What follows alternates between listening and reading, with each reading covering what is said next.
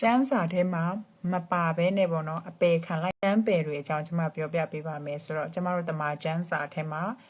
မထည့်ဘဲနဲ့ပယ်ခံလိုက်ရတဲ့ကျန်းပယ်တွေအကြောင်းကိုပြောမှာဖြစ်ပါတယ်ဆိုတော့ကျန်းပယ်က9ခုလောက်ရှိတယ်9ခုထက်လည်းများရင်များမယ်ကွာသိလားဆိုတော့အဲ့ဒီထဲကနေမှကျွန်မက2ခုအကြောင်းကိုပဲပြောပေးမယ်เนาะဆိုတော့ကျန်းပယ်ဘာကြောင့်ပယ်ရလဲဆိုတော့လည်းကျွန်မပြောမယ်ဆိုတော့ပထမဆုံးအနေနဲ့ books of Enoch Enoch ကျမ်းကိုကျွန်မပြောပြပါမယ် Enoch ဆိုတာက Noah ရဲ့ဘိုးဘွားစင်ဆက်တွေထဲကတစ်ယောက်ဖြစ်တဲ့ Enoch ကပေါ့နော်ဒီကျမ်းစာကိုသူရေးတာဖြစ်ပါတယ်ဆိုတော့သူကအဲ့ဒီ Enoch ကျမ်းထဲမှာဘာတွေရေးထားတာလဲเนาะအဲ့ဒီ Enoch က300စုကနေ100စုကြားမှာသူကရေးထားတဲ့ကျမ်းတစ်ခုဖြစ်ပါတယ်ဆိုတော့ဘာဖြစ်လို့ဒီကျမ်းကိုEnoch ကျမ်းကိုပယ်ရတာလဲဆိုတော့ဒီကျမ်းကEnochကျမ်းကအကျော်ကြားဆုံးနဲ့เนาะလုံးဝဘယ်လိုပြောမလဲအထင်ကရဖြစ်တဲ့ကျမ်းတွေထဲကတစ်ခုလည်းဖြစ်တယ်အရန်ကြော်ကြားခဲ့တယ်အရင်တုန်းကကနဦးခရိယာန်တွေကဒီကျမ်းစာကိုသုံးခဲ့တယ်ဒါပေမဲ့လည်းနောက်ပိုင်းမှာဘာဖြစ်လို့ကျမ်းပညာရှင်တွေကလေ့လာသုံးသပ်ပြီးတော့ပယ်ချလိုက်ရတာလဲဆိုတာကပေါ့နော်ဒီကျမ်းမှာ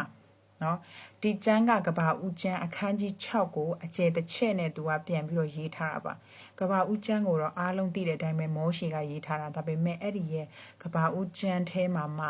အခန်းကြီး6ကိုအကျယ်ချဲ့ပြီးတော့မှအဲနောက်ကရေးထားတာဖြစ်ပါတယ်ဆိုတော့ကဘာဦးကျမ်းထဲမှာကောင်းကင်တမန်တွေကလူမိန်းကလေးတွေနဲ့ဆက်ဆံပေါင်းတင်ပြီးတော့မှနော်အေယာမလူတွေကိုမွေးတယ်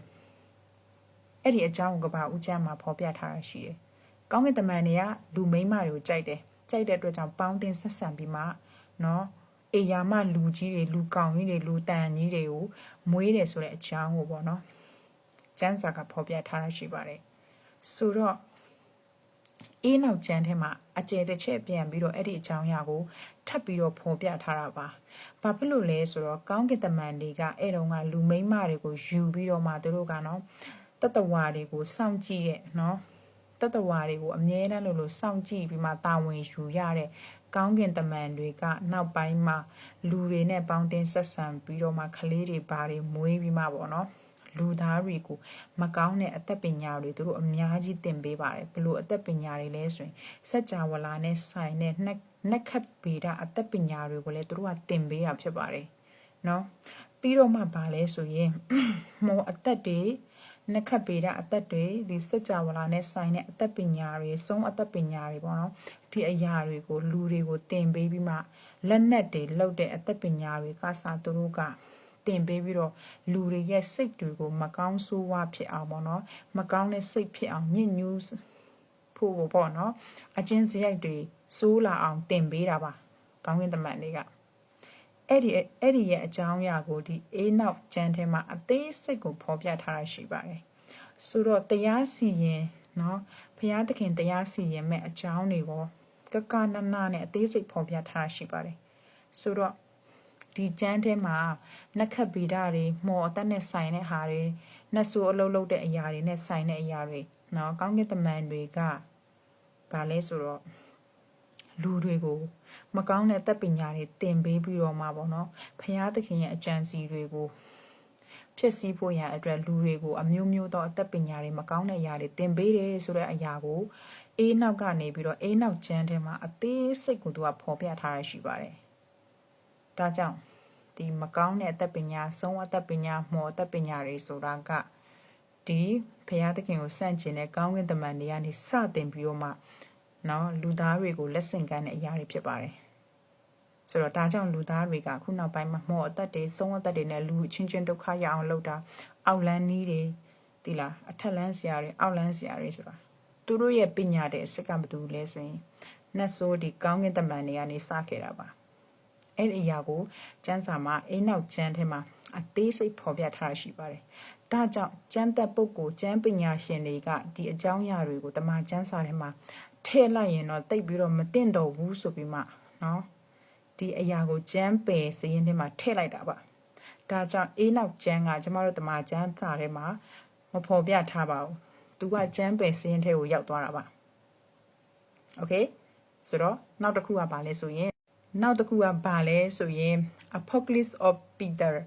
ပီတာရဲ့ပြားတဲ့ယူပါယုံအကြောင်းအဲ့ဒီရဲ့ကျန်းစာကိုကျန်းကိုလည်းကျန်းပယ်စင်းထဲမှာထည့်လိုက်ပါတယ်။ဘာဖြစ်လို့အဲ့ဒီကျန်းကိုကျန်းပယ်စင်းထဲမှာထည့်လိုက်တာလဲဆိုတော့သူကကောင်းကင်နဲ့ငရဲအကြောင်းကိုအသေးစိတ်ရေးထားရှိပါတယ်။ဆိုတော့ဖျားသခင်ကိုစော်ကားတဲ့သူတွေကသူတို့တည်တဲ့ချိန်မှာငရဲကြတဲ့ချိန်မှာသူတို့ရှာကိုပေါ့နော်ငရဲမီးနဲ့ပေါ့နော်တန်ကြိုးလိုချိတ်ပြီးတော့မှပေါ့နော်ငရဲခံတဲ့အကြောင်းတွေပြီးတော့မှမိဘတွေကိုစော်ကားတဲ့သားသမီးတွေလူအသက်ကိုတတ်တဲ့လူတွေသူများမရပြုတ်ကျင့်တဲ့သူတွေဖောက်ပြန်တဲ့သူတွေအများကြီးပဲပညတ်တော်ကိုချိုးဖောက်တဲ့သူတွေကငရဲခံတဲ့ချိန်မှာပေါ့နော်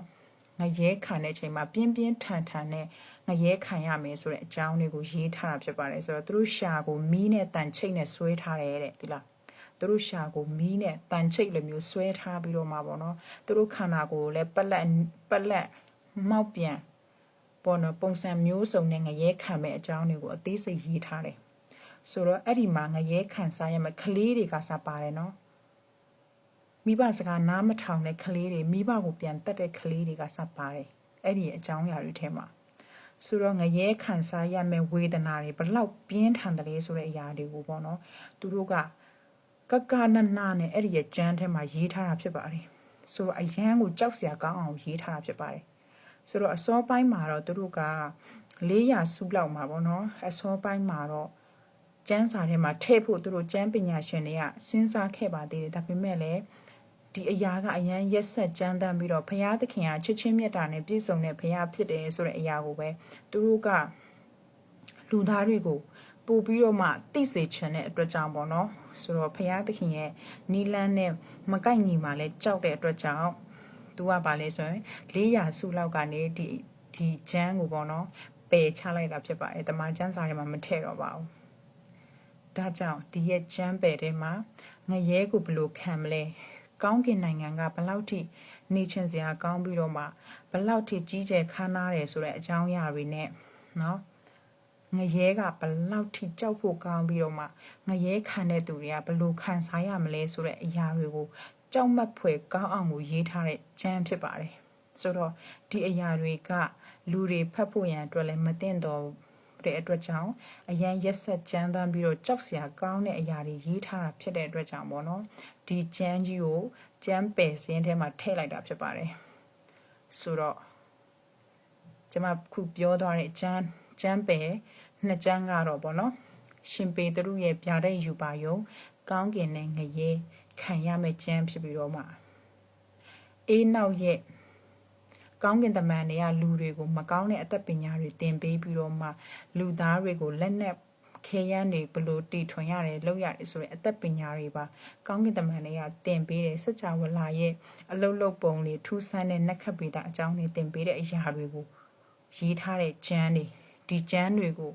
ခရိယန်တမန်ကျမ်းစာနဲ့မကိုက်ညီဘူးလို့ပညာရှင်တွေကယူဆတဲ့အတွက်ကြောင့်ကျမ်းပယ်စင်းထဲမှာထည့်ပေးတာဖြစ်ပါတယ်ဆိုတော့ thank you ပါ